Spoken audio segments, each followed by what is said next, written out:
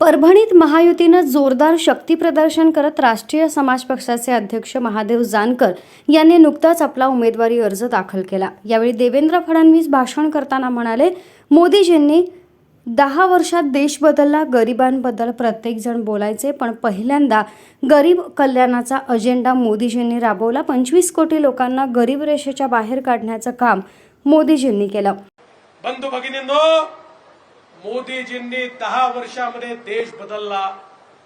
गरिबाबद्दल प्रत्येक व्यक्ती बोलायचा, पण पहिल्यांदा गरीब कल्याणाचा अजेंडा या देशात कोणी राबवला असेल तर तो मोदीजींनी राबवला। आपल्याला आश्चर्य वाटेल, जगही तोंडात बोट घालतंय। 10 वर्षामध्ये 25 कोटी लोकांना गरिबी रेषेच्या बाहेर काढण्याचं काम हे माननीय मोदी साहेबांनी करून दाखवलं। मोदीजींनी कधीच मुठभर लोकांसाठी काम केलं नाही, तर गरिबाला घर मिळालं पाहिजे, गरिबाच्या घरी वीज गेली पाहिजे, घरोघरी पाणी पोहोचलं पाहिजे, गरिबाच्या घरी सिलेंडर गेलं पाहिजे, महिलांना शौचालय मिळालं पाहिजे, मुद्रा लोन मिळालं पाहिजे, स्किल इंडियाच्या माध्यमातून नोकऱ्या मिळाल्या पाहिजे। यासाठी मोदीजींनी 10 वर्ष प्रयत्न केले, असं भाषणादरम्यान फडणवीस म्हणाले। फडणवीस बोलताना म्हणाले, परभणीकरांना खंत होती, समृद्धी महामार्ग परभणीतून जात नाही, परंतु आता समृद्धी महामार्गासारखाच शक्तीपीठ महामार्ग बनवणार आहे, जो नागपूरपासून गोव्यापर्यंत असणार असून ते बनवण्याचं काम आम्ही हाती घेतलंय। हा महामार्ग परभणीमधून जात असून त्यालगत इंडस्ट्रियल क्लस्टरसोबत MIDC ही तयार करणार आहोत, कृषी विज्ञान केंद्रही या लागतच तयार करणार आहोत, असं फडणवीस भाषणादरम्यान म्हणाले।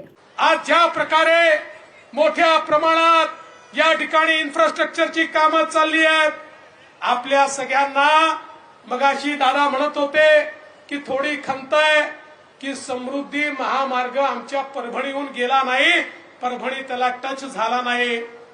काळजी करू नका, आता तशाच सारखा आम्ही शक्तीपीठ महामार्ग बनवायला हातामध्ये घेतलाय। नागपूर पासून गोव्यापर्यंत हा शक्तीपीठ महामार्ग आहे। हा शक्तीपीठ महामार्ग आपल्या परभणीमधनं चाललेला आहे आणि हा शक्तीपीठ महामार्ग केवळ महामार्ग नाही आहे, या महामार्गाच्या दुतर्फा त्या ठिकाणी आम्ही इंडस्ट्रियल क्लस्टर तयार करणार आहोत, MIDC तयार करणार आहोत, कृषी विज्ञान केंद्र तयार करणार आहोत, कृषी विकासाच्या योजना तयार करणार आहोत। एक प्रकारे जसा समृद्धी महामार्गामुळे 15 जिल्ह्यांना समृद्धी मिळाली, तसं शक्तीपीठ महामार्गामुळे पर्यटन असेल किंवा कृषी समृद्धी असेल किंवा उद्योग असतील, याच्याकरता एक महत्वाचं योगदान होणार आहे।